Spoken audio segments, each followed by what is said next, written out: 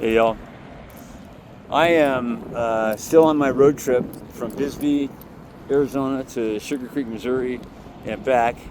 And headed back, I'm taking a different route. I decided to take the long way. My brother's, who I live with in Bisbee's, doing some painting on the deck, and he wants to keep the dog out. So he asked me to stay away a couple extra days, so I'm going to help him out with that. I wanted to tell you about a problem that I had with my electrical. I have a camper battery that I keep in the camper, and I charge that off the alternator of the truck while I'm driving.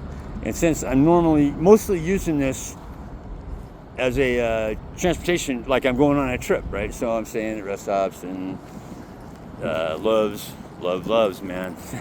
They are awesome. I have actually had, my charging system wasn't work. I have an Orion 12 volt DC to DC 50 amp charger. And it said it was charging, but it wasn't charging. Yeah. And it didn't have any voltages on if you go to the settings on the app, you can see where the voltages are. And it didn't have the voltages, nothing was happening. So, how I finally figured it out is on the app, you got it. I'm assuming you got everything wired right and all that stuff, right? On the app, you have a settings called engine shutdown detection. Turn it off. Right at the top, if you select that, you can disable it. Then go to your, right below that is a setting where you can set it so that the battery, if the battery drops below a certain voltage, it stops, and it won't start again until the battery comes above a certain voltage. And I'm talking about the car battery, the main starter battery. Okay, and that's to keep your battery from dying, right? Because if something goes wonky, this thing, the way it's hooked up, it will suck juice right out of your battery. You don't want that to happen. So what I did was, if you go to those presets, I'm gonna turn you around a little bit. And if you go to the presets, you turn the engine shutdown detection off. Right below that is, I think it's engine lockout something lockout voltage.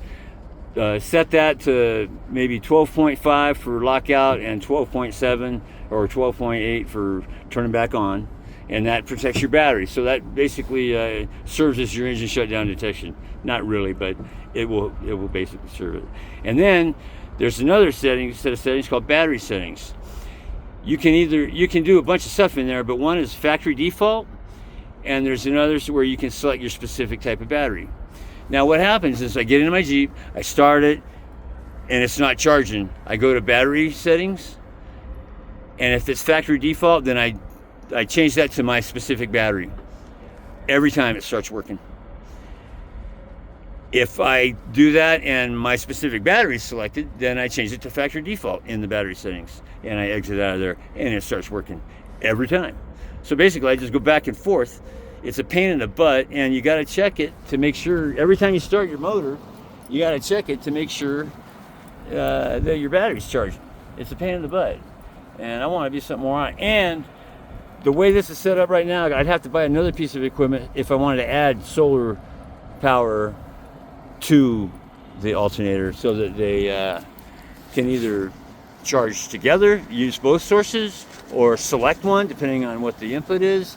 If you got really good sun, why not take it? Hell, it's free, right? So that's how I got it to work, and I hope that helps you. Because this doesn't have that, I am changing to a new system, and once I get it going, I'll let you know how it works. So I'm gonna turn you around to let you know so you don't get dizzy.